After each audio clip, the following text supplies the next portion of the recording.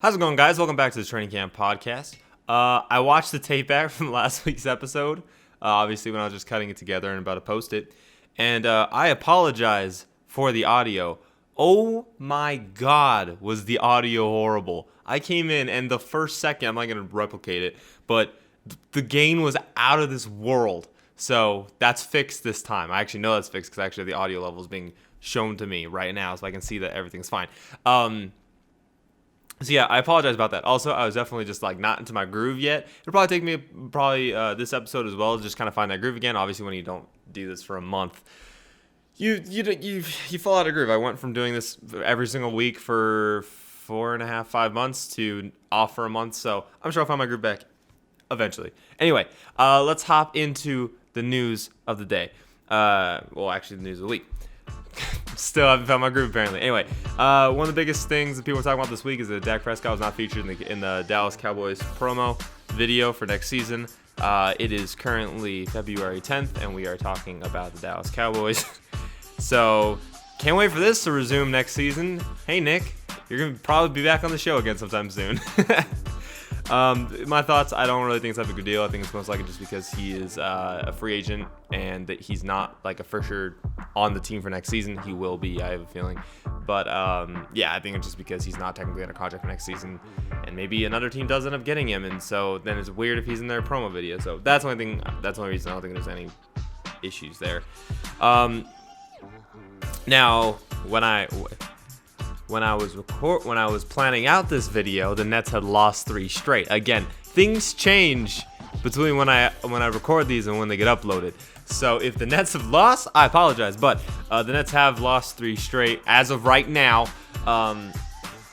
And I still don't understand why hey, listen, y'all have a defensive problem, and the trade that I've been pushing would fix that. There's also rumors, the trade, if you guys don't know, that I think they should do Nikola Vucevic and Aaron Gordon for Kyrie, and I bet you the Nets could also probably get like a first in that as well. Anyway, one thing I'm hearing is that there's some talk for Kyrie for Kevin Love, which, why? I like Kevin Love, but like that's not going to solve all your problems, so I don't understand that. Multiple teams, there was a report that multiple teams are interested in Juju Smith-Schuster. These teams including the New York Jets, the Raiders, Miami, and I think Washington. That doesn't surprise me. Obviously, Juju has shown that he can be great on the field. But I mean, yeah, I really don't think Juju's going to be a Steeler next season. I'd like it if he was, just because like he kind of has the heart and soul of Steeler Nation, and he earned my respect when he laid out Vontae as perfect in his rookie season. So yeah, Juju definitely, I will always be a fan of his, even though he did some really stupid shit this season. But yeah, no, I don't think he's gonna be a Steeler fan in the future, Steeler player in the future. So best of luck to Juju. Next, Curry is, man. Oh God, I turned to flight there. Curry, man.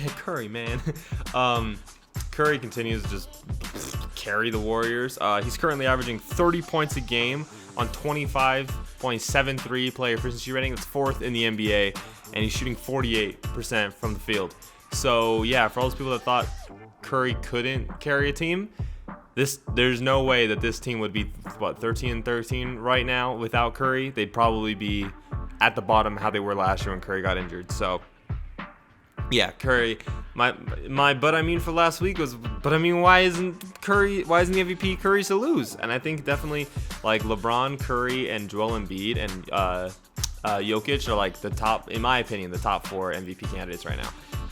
So yeah, another thing, go back to NFL. Marcus Mariota has had a bunch of suitors for him. A bunch of people wanting to trade for him. It looks like that one game where he played out when Derek Carr got injured is showing teams like, oh, maybe Mariota's not gone. I mean, he was a 2nd overall pick for a reason, so maybe it's just a system fit.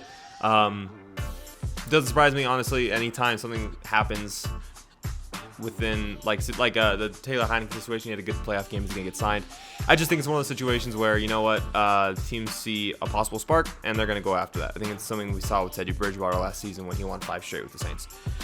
And lastly, Lamelo Ball proves me wrong. I thought he'd be like an okay rookie, but I thought his attitude and his like personality would be the downfall of him this season.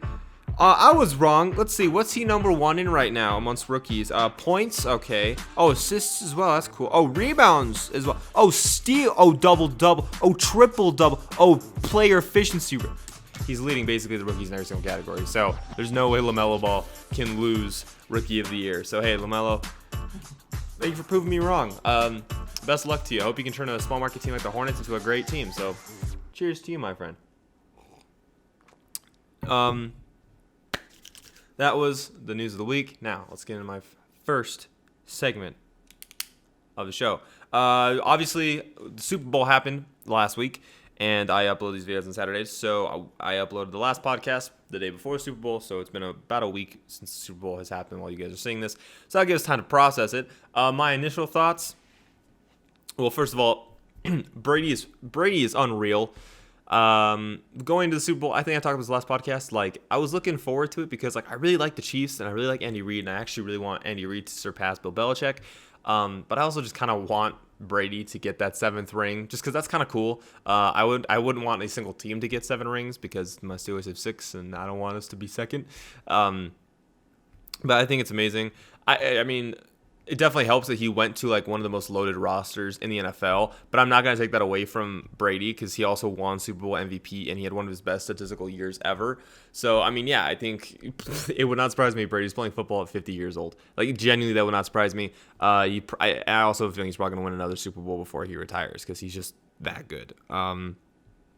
Now, like I said, Brady won Super Bowl MVP. If I had to give a Super Bowl LVP, like least valuable player, it would be more like LVU, least valuable unit. Yeah, the Chiefs O-line. I'm not going to give them too much crap because a lot of them are not starters and we're all backups, and there was just or they weren't playing their prime positions. So, but yeah, they were the worst part of the Super Bowl because what was the stat? Mahomes ran for 423 yards in that game, and I think 55% of his snaps he was under pressure. That's nuts. And like, you can criticize a bunch of people on the Chiefs for this game. You criticize their defense for like basically only having a couple stops in the first quarter, and that was it throughout the entire game. You criticize the O-line. You could criticize the you can't really criticize the running game because they didn't do it that much, and when they did, they had some pretty good success in the run game, honestly. But you can like criticize the wide receivers for all their drops.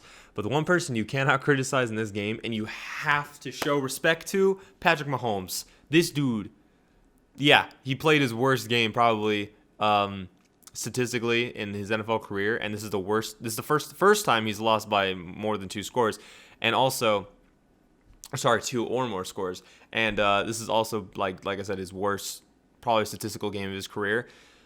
But if you just look at the numbers, you'd be like, oh, he had a horrible game. But watching the game, Mahomes almost pulled off so many amazing plays. His receivers just didn't do him any favors. So, yeah, you cannot question Mahomes' talent. I think the 2 back-to-back plays alone where, one, he's falling, he's spinning, and he hooks it, and it's a perfect pass like that. And then literally the next play, he is perfectly horizontal, and he makes a perfect throw that, it was Darrell Williams, it just hit him in the face. So, yeah, Mahomes, like, if Mahomes would have thrown for 1 touchdown at least, I think I would have been like, you know what, maybe Mahomes deserves Super Bowl MVP. Like, I remember when LeBron lost that one's finals to the Warriors, a lot of talk was like, is LeBron going to be the second ever finals MVP to lose the finals other than Jerry West? Because, like, LeBron was easily the best player in that finals. I mean, like, Mahomes, talent-wise, easily the best player in that game. But no, Brady definitely deserved it. 3 touchdowns. I think that you could have made an argument for Gronk as well, who had 2 touchdowns and was coming off of a season where he really didn't play football. I'm kind of surprised there wasn't more talk about, well, no, I mean, Alex Smith, obviously the runaway for comeback player of the year, but there wasn't more talk about Gronk being the comeback player of the year because he took a year off. But no, yeah, so Gronk definitely could have been in the conversation too, but I think when you're 43 and you throw for 3 touchdowns and 225-ish yards, and you... Did Brady have a pick in this game? I don't think Brady had a pick in this game. Oh, he did, but it got called back. That was stupid. Speaking of stupid calls, okay, that was one thing that I could not stand about this game was the officiating.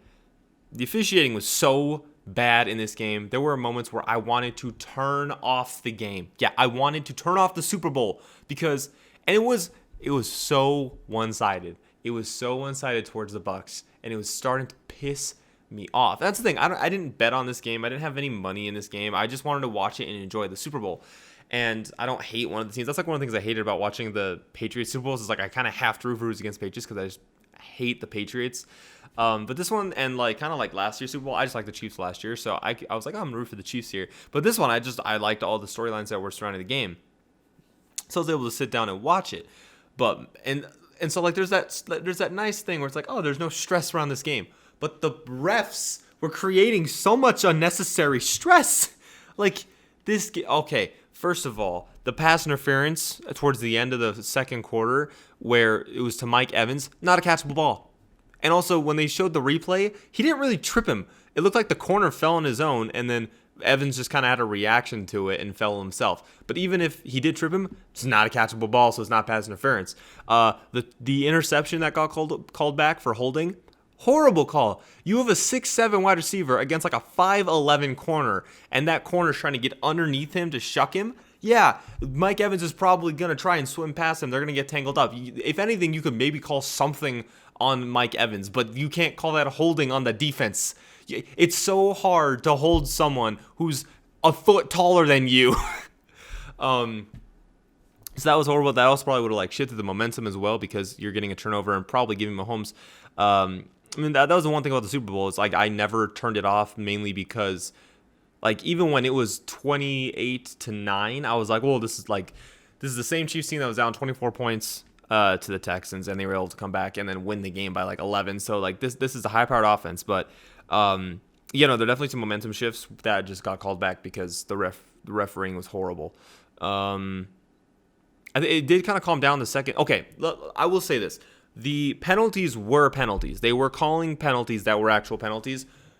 But in the playoffs, those were not being called. And I agree with that. I think in the regular season and the playoffs is two different kind of like monsters. I think in the regular season, you want to call those more because you want to get players more alert when it comes to penalties, especially ones when it comes to protecting players. That being said, in the playoffs, I still want them to protect the players. But on things like holding, pass interference, defensive holding, just like those, I mean, obviously you can't really go easy on like false starts and offsides because that's just kind of how the game works. But on those like kind of contact plays, they were not calling many of those during the playoffs. I think Joe Buck and Troy Aikman were talking about during one of the games during the playoffs where it was like it was one of the least penalized games in NFL playoff history, and that these playoffs were also just very like unpenalized for the most part compared to the regular season.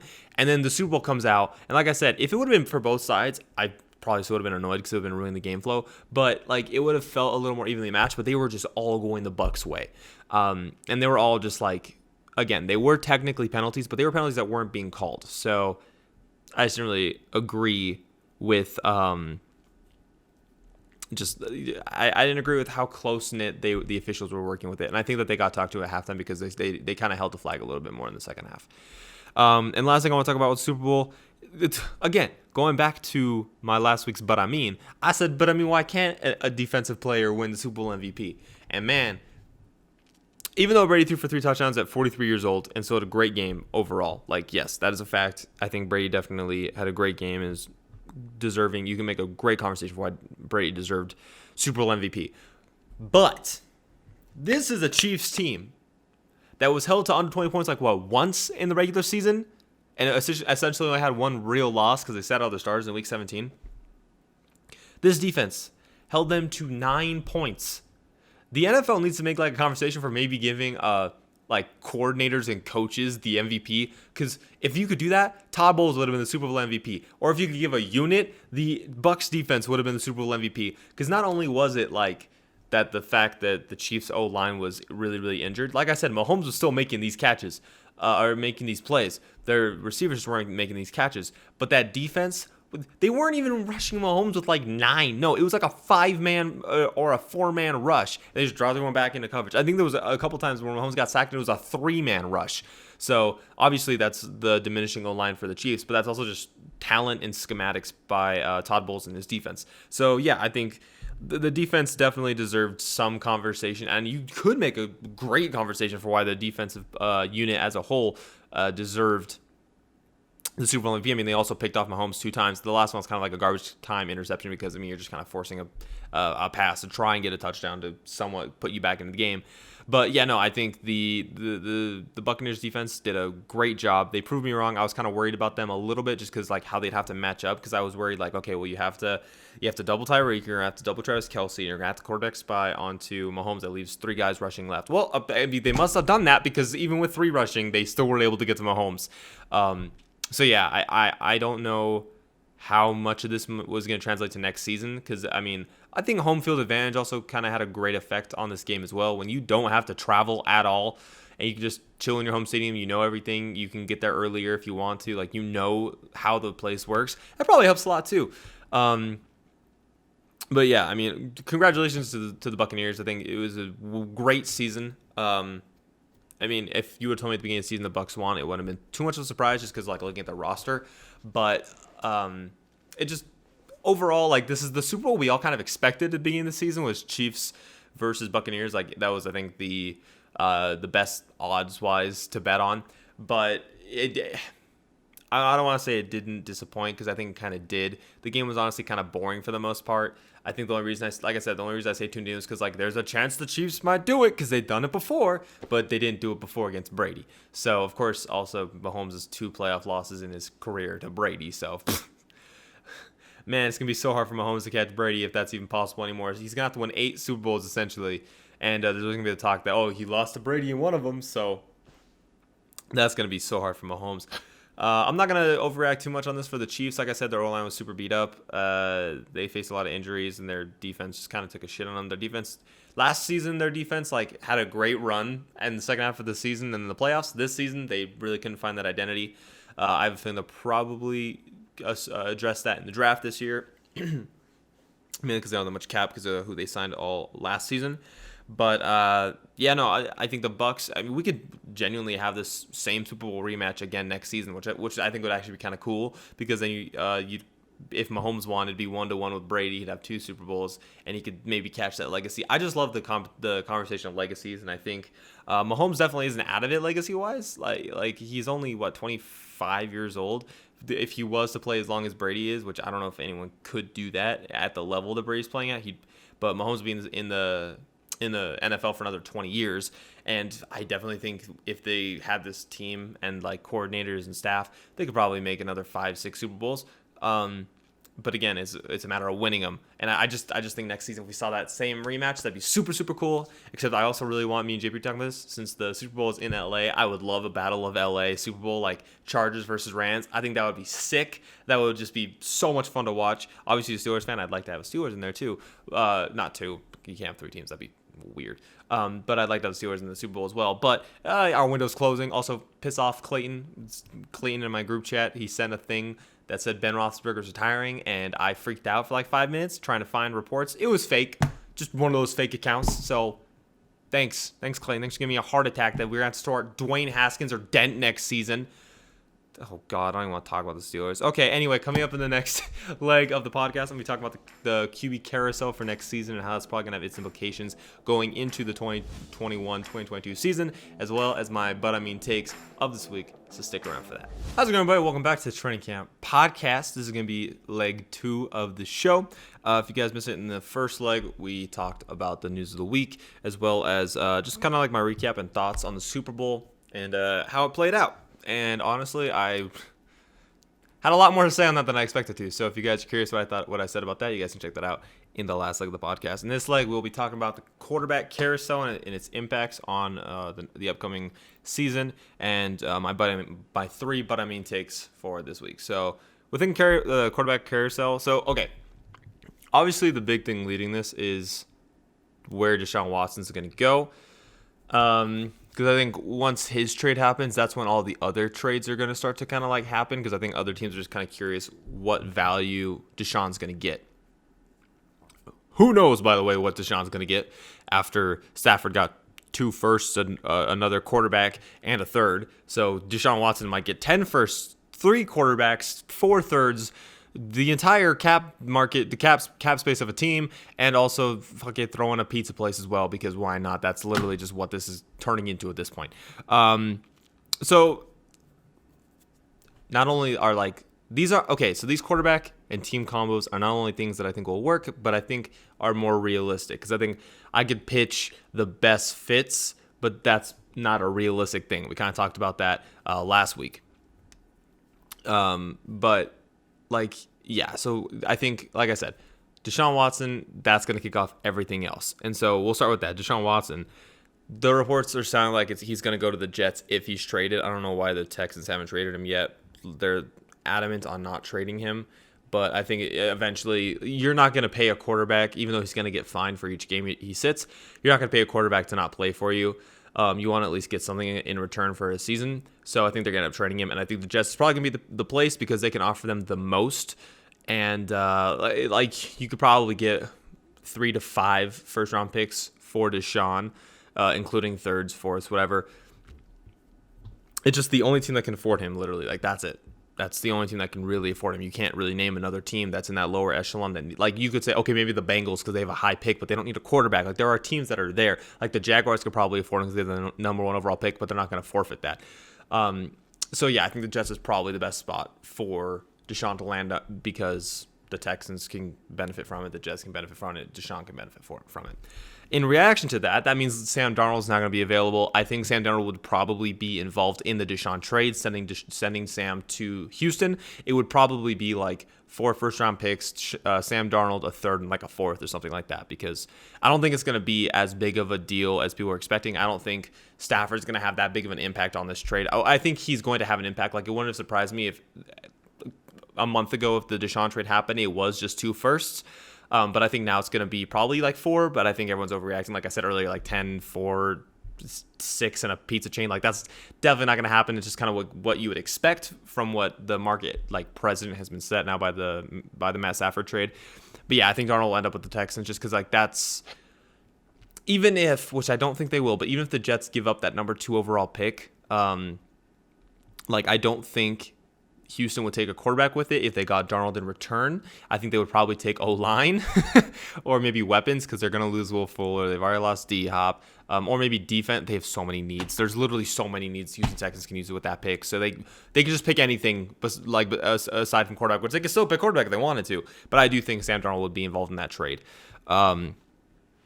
Because not only are the Jets getting rid of like a future quarterback for pretty cheap, but they're also bringing in a future quarterback for, like, Deshaun's deal isn't too bad, honestly.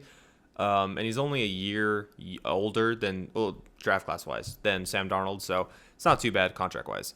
I mean, no matter what, Sam Darnold's going to be paid next season because it's going to be the 5th year option. So that's where I think Sam Darnold will end up is Houston. Okay, like I said in the news of the week, there's a lot of people apparently, according to reports, reaching out for Mariota. And I'm not saying this is a perfect fit because I don't think it's a perfect fit. I don't think Mariota should be a starter right now. I think, if anything, he should probably pull the Tannehill, maybe be a backup for 1 more season. Man, that'd be poetic. If Mariota ends up being like a good quarterback that's literally following in, it's just the circle of quarterbacks. You get benched for Ryan Tannehill, and then you basically just become Ryan Tannehill. That's wild. Anyway, I have a feeling this is going to happen because this is something that this team would do. This is something, and if you don't know what team, when I say it, you're going to agree with me. Chip, I'm sorry. I think Mariota's going to go to the Bears. I do. They're not going to re-sign Trubisky. There's not a quarterback market really available right now, like in the free agency-wise, that's going to want to go to Chicago unless it's just for a lot of money. So one of 2 things can happen with Chicago. They're going to overpay for like a mediocre quarterback, or they're going to trade for Mariota, who's on like not a high, I mean, it's like what, $8 million a year? I just think that's something Chicago will do because they don't have a quarterback going into next season. They're not going to roll with Nick Foles, especially because his contract is essentially still being paid for by the Jags. So yeah, I was thinking about it. I was like, where would Mariota go? Oh, the Bears are talking about Wentz. It'd probably be the Bears. That's just something you guys would do. You guys drafted with the highest pick, the highest quarterback in that round, in the entire NFL draft, not just that round, Mitchell Trubisky, instead of Deshaun Watson, Patrick Mahomes. Just saying, it's something you guys would do. You know you would do it. I'm not saying it's a good fit. I'm just saying it's something you guys would do. So, like I said earlier, the one team that's not going to forfeit their draft pick is going to be Jacksonville, because they're going to take Trevor Lawrence. It would surprise the shit out of me if they took Justin Fields. I think it would be like a 99% surprise. I think that 1% would be like, oh well, I guess Urban Meyer has Ohio State roots, so yeah. But I think that it's going to be Trevor Lawrence to Jacksonville, which like no one's talking about this. That means Gardner Minshew. Did we just forget that Gardner Minshew was actually a really good starter for Jacksonville, and he got hurt in the season, so we didn't get to see him basically at all this season, and literally when he was healthy, they benched him? Are we not going to talk about that? Like, Minshew's a good quarterback. Minshew is a starting level quarterback right now. I would probably put him in the top 20. There's 10 quarterbacks I would probably take Minshew over, maybe even like 50. I don't know if maybe top 15. I have to look at the list. But one of those quarterbacks I would take is going to be this team that I think Minshew would fit well with. And I don't think anyone's talking about this because Minshew is so cheap. Minshew is so cheap that like I don't know why teams aren't trading for him. But I think Minshew, after the Jacksonville trade, I think it would make sense and it could happen. He would go to San Francisco. You look at Jacksonville's system was not really offensive based. It was more of a defensive based system, and he was having success in his rookie year. He was literally one of the most efficient rookie quarterbacks ever. Not just that season, ever. Like he got rookie of the year votes because he was good. He also didn't really have that many good weapons in his rookie season because it was just like DJ Chark. That's it. A mediocre offensive line. It's got like one good center and a good left tackle. That's it. So yeah, I think that Gardner Minshew is going to have a market. It wouldn't surprise me if he got traded for like a third. I think he would fit well in San Francisco. You have a good running game when healthy. You have a good offensive line. You have a great defense. You have some. I don't really know how to feel about the wide receivers right now because we haven't really seen them with a consistent quarterback. But I mean, like they look promising. Ayuk and I almost called him. Goodwin. Oh my God. Deebo Samuel, when healthy, they both look really, really good together. And so if you get a good quarterback with there and you just put him with Kyle Shanahan, who, again, gave Matt Ryan an MVP and got Jimmy Garoppolo $27 million a year, I'm not saying Minshew would be like, he could be a Pro Bowler. Not that means anything anymore because, like, you would look at this year, like, Pro Bowl means a little jack shit. He's not going to be like an all-pro player. But, if Jimmy Garoppolo could lead that team to a Super Bowl, then Gardner Minshew could. Like, let's be real.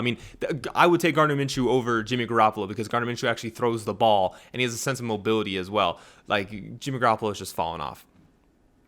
And so, with Gardner Minshew going to San Francisco, well, where does Jimmy Garoppolo go? Well, he's not going to be involved in the Gardner Minshew trade because the Jacksonville Jaguars just got Trevor Lawrence, the first overall pick. So that means Garoppolo is going to go to New England. Yes, I have a feeling he'll probably just go back to the New England Patriots. Like, why wouldn't he? They saw him as Brady's heir apparent until Brady didn't want him to be anymore, and they traded him away for a second. So it's not a high contract, $27 million. It's definitely high for his talent. But, it just kind of makes sense. You could probably trade for him. Like, his value's gone down, so you could probably get him for like a fourth or maybe a third.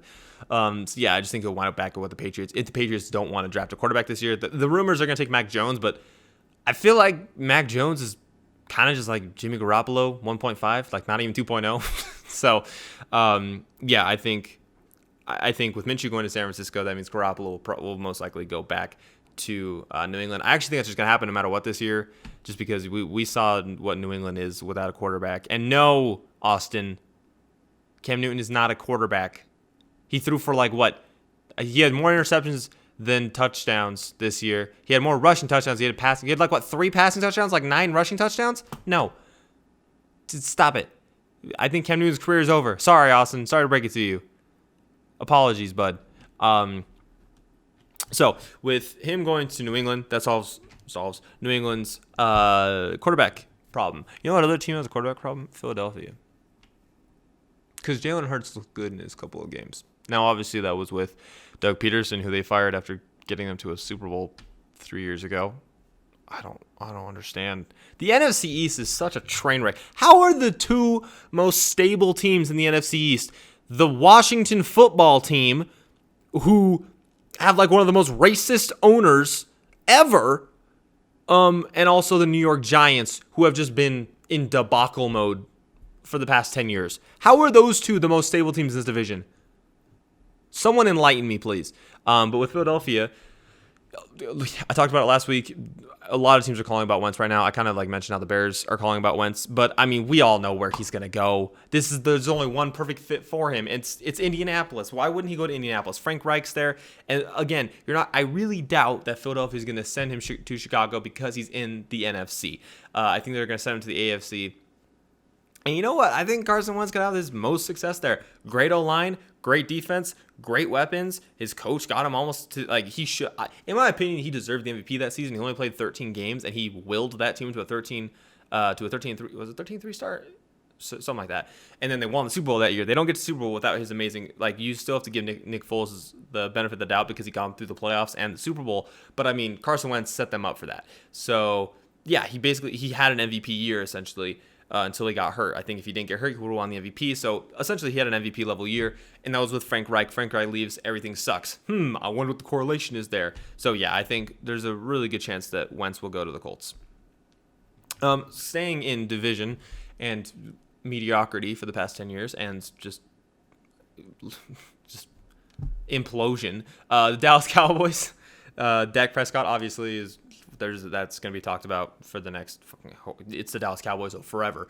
I think Dak's just going to stay with Dallas. Why would Dak go anywhere else? No other team is let's be real. The Cowboys are going to end up offering Dak $38 million a year, total overpay. But name one team that would pay Dak $38 million. I'll wait. No, that team you just named. No, they won't. No, they won't. That team you just named? No, they won't. There's not one team that would. Okay, how about that? Give me a team that's going to pay Dak $34 million. No, they won't. No, they won't. I think teams are probably going to offer Dak $30 million, maybe $32 million. But no teams are going to overpay for Dak. The only team that's going to have actual interest in paying Dak are the Cowboys. And they could have gotten him cheaper if they would have just signed him last season or the season before. But yeah, I think everything will essentially work its way out, and Dak's going to stay in Dallas. Now, last but not least, Russell Wilson. There are so many rumors. I wasn't going to actually talk about this. And then today, reports came out that his team is just extremely unhappy in Seattle. But this also happened last season. I remember last season, or was it last season or 2 seasons ago, there were rumors about him wanting to go to New York, not the Jets, but the Giants. And so, because his wife is in the entertainment industry, and so New York would be better for them just as a family, and also he just wanted to be out of Seattle because they don't really treat him right, which I agree with because, other than Deshaun Watson, if we want to talk about quarterbacks that don't get help from their team, Russell Wilson's up there. But, okay, I'm going to do this for fun because I don't think Russell Wilson's going anywhere. There's no way. If Deshaun, Russell Wilson is the only player trade-wise that has more value than Deshaun Watson because he's a proven winner. Not that Deshaun Watson isn't, but Russell Wilson's been to 2 Super Bowls, so yeah. But I mean, I think realistically he's gonna stay in Seattle. But if he was to go somewhere, why not New Orleans? I mean, I know that they have Jameis or Taysom Hill, but you're telling me that if you had the option to be able to get Russell Wilson, you wouldn't go after that? What? Yeah, you would. That's a step up from your last 5 years of offenses because you still have Kamara under contract. You still have Michael Thomas under contract, which I'll get into that in a second. You have a great defense, great offensive line. You have a pretty good tight end in Jared Cook. And now you have a mobile quarterback. That's something you have not had. I know that last season Drew Brees hit the spin move to get into a touchdown, which was fucking awesome. But yeah, no, you don't have a quarterback. So what are you going to do?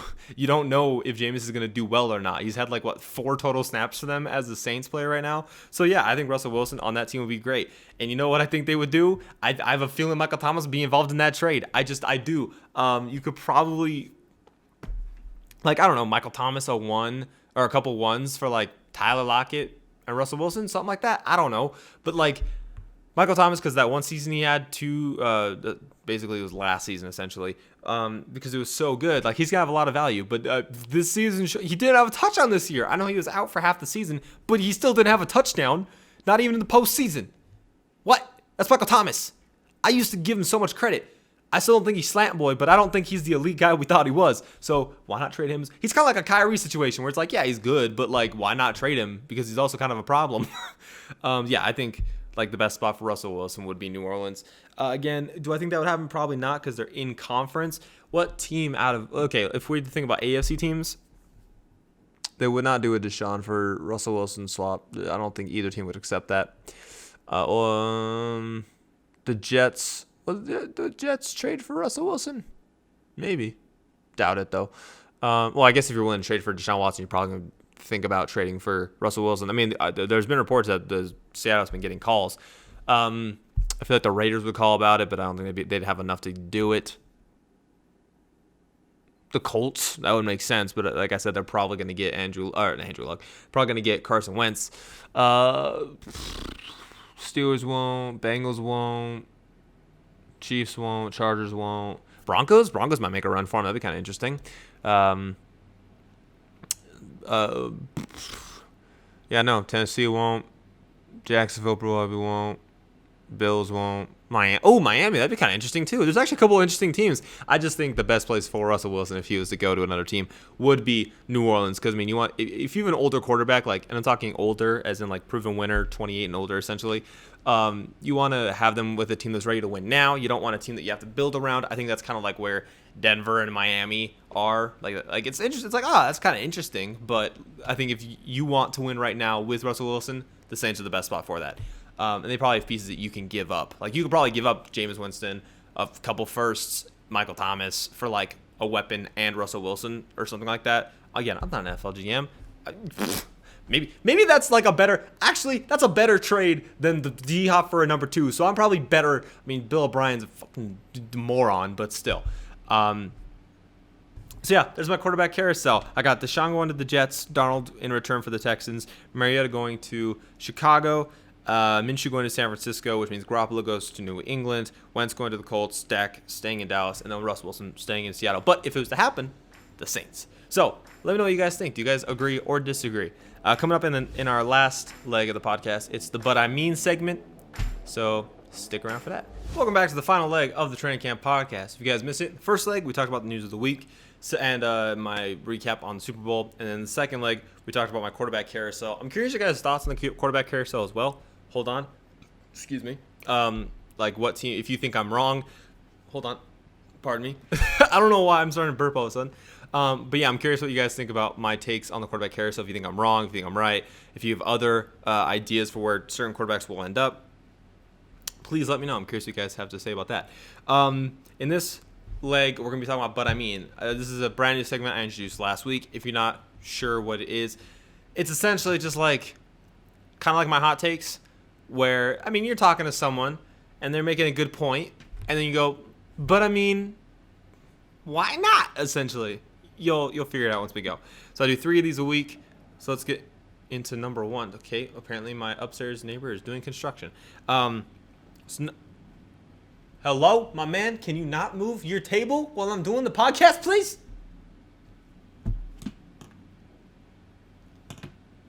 Whatever, we're just gonna have to endure with it. So my But I Mean number 1.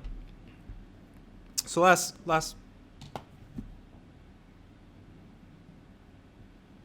are y'all hearing this? Unbelievable. Some people's children. So in the last leg, we talked about the quarterback carousel and like what teams need quarterbacks and like who will probably fit with those teams. One team I didn't really mention that I think is still just a quarterback away from making a good run is Washington. They got the weapons, they got the O-line, they got the defense, they got the weapons with a wide receiver. Like, they literally have a great wide receiver, running back, tight end core. Also, just like how good they are at their ages for being so young. But I mean, why can't Tyler Heinicke be the next great NFL quarterback that they just signed for 2 years, $8 million? We saw like genuine talent. I mean, he was out of the quarterbacks Brady faced on his road to the Super Bowl. Heinicke put up the best fight in a game where he was not aware that he was going to play. He had not played a snap of football all year.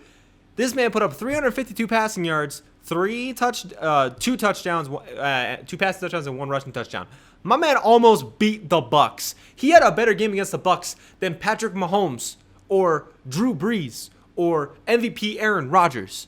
That's how good Taylor Heineke was. So, I mean, why can't this signing lead Washington to the promised land? I'm going to be rooting for him, but let's be real. It's probably one of those situations kind of like the Mariota trades where teams are just kind of getting desperate. They're like, oh, why not? They did get him for, I think, like $8 million is a pretty good contract, especially for 2 years because it's incentive-based when he's a starter. But, I mean, why can't Tyler Heineke be the next great NFL quarterback? Number 2, going to the NBA. Obviously, we're going to start transitioning to the NBA on this show. Man, the Lakers look unstoppable. Even with AD struggling, LeBron is in year 18, and him and Brady, man, I don't understand. I mean, you can't even compare him and Brady because Brady kind of had his off years, but LeBron has not had an off year. So the Lakers look unstoppable, and like even the Sixers are looking amazing when they're playing their starting lineup. I think they're 12-1, or they actually might be undefeated when their starting lineup, like main core is playing, which is a testament to Doc Rivers.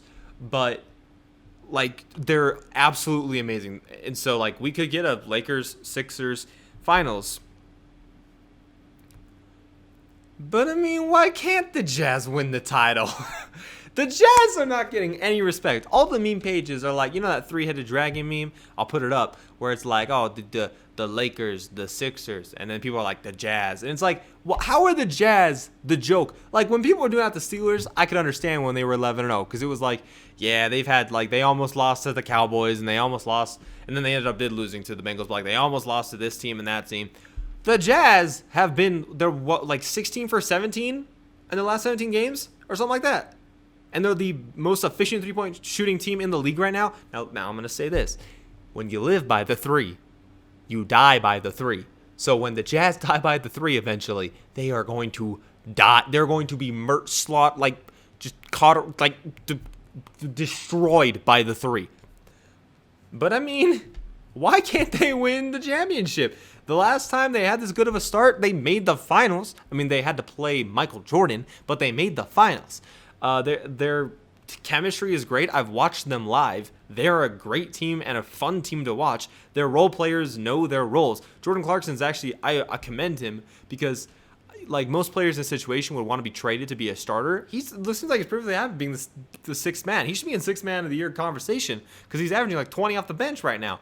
You got good guys off the bench like him and Joe Ingles. With Bogdanovich back, like that, you get Royce O'Neal as a supporting character too, who was filling the starting role for a while.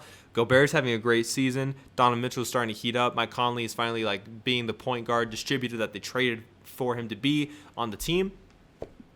I don't get why there's so much disrespect. I don't know why saying the Jazz can make the finals is a hot take. I think it's just because the Lakers are in that division.